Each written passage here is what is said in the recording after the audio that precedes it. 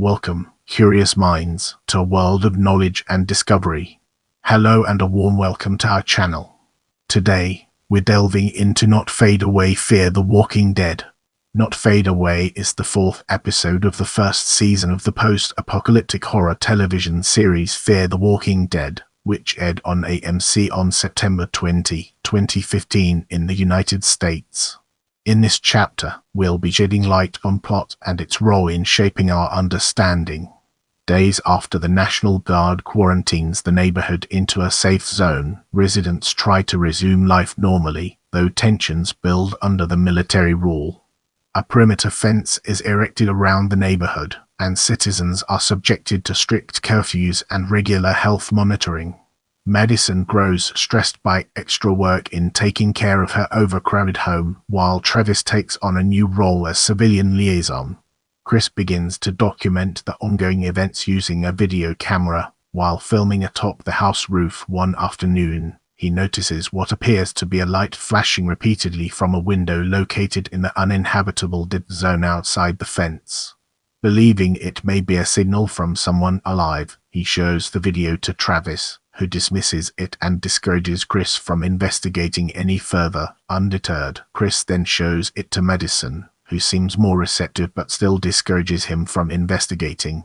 One of the neighbors, Doug, begins to refuse the mandatory medical inspections. The leader of the troops, Lieutenant Moyers, orders Travis to try to convince Doug to comply. Travis succeeds and Doug agrees to comply, but a few days later, Doug is discovered to be missing from his house, along with his car. His family panics and seeks help from Travis, but Moyers informs him that Doug was found inside his car near the perimeter fence and was taken into custody. Travis tells Moyers about the flashing light that Chris claims to have seen, but Moyers dismisses it and assures Travis that all the buildings outside of the safe zone were investigated and found empty. Meanwhile, Lisa tries to help injured and sick neighbors using her medical experience. Nick begins to steal morphine from one of her patients, Hector, via an IV drip, despite his claims to have kicked his dependency. When Hector is moved to a military hospital for further treatment, Nick begins to succumb to withdrawal symptoms again. Madison discovers him rifling through drawers looking for drugs, infuriating her. Meanwhile, Ophelia begins to flirt with one of the soldiers, Corporal Adams, in the hopes that he can acquire more medication for Griselda, though he has been unsuccessful so far.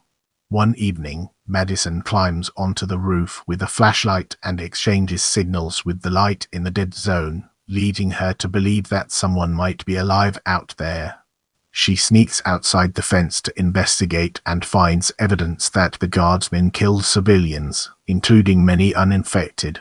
She returns to camp and mentions this to Daniel, who describes his experience in El Salvador during an illness outbreak when the sick were taken by the military under the guise of receiving hospitalization but were instead executed.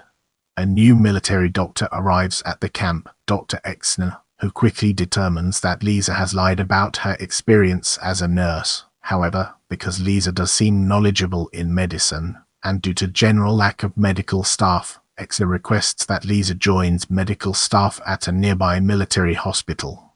During a medical inspection, Exner advises that Griselda be taken to the military hospital to have her wounds be properly treated. Griselda agrees to go only if Daniel can join her, which Exner accepts.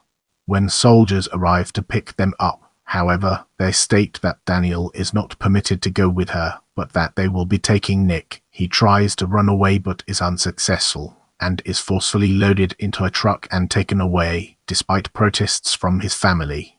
Soon after, Lisa voluntarily leaves on another truck, revealing that she accepted Exner's earlier offer, though she is reluctant about having to leave Chris behind. Later that night, Travis climbs up to the roof and sees the signal from the dead zone. Moments later, however, he sees and hears gunfire coming from the same window, followed by darkness. Let's zoom in on reception and understand its implications. Not Fade Away received very positive reviews from critics. On Rotten Tomatoes, it garnered an 86% rating with an average score of based on 24 reviews. The site consensus reads, "Not Fade Away presents an overall gripping look at a society staring into the abyss, even if it would benefit from characters with greater depth."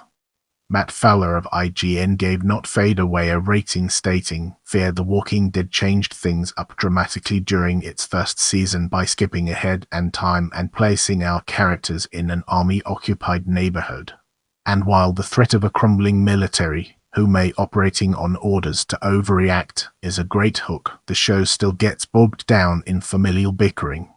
Two of the best moments in Not Fade Away involved characters exploding because they couldn't take the same inane BS. Alicia actually yelled at Travis and Madison for getting caught up in petty nonsense. And then later, Madison smacked up Nick for being the same fool addict he's always been, despite the entire country falling apart. Right then, in these moments, these characters were us. Let's now venture into the realm of ratings and explore the fascinating intricacies it holds. Not Fade Away was seen by 6.62 million viewers in the United States on its original air date, nearly 500,000 less than the previous episode. Your feedback helps me improve, so please take a moment to leave a comment or review.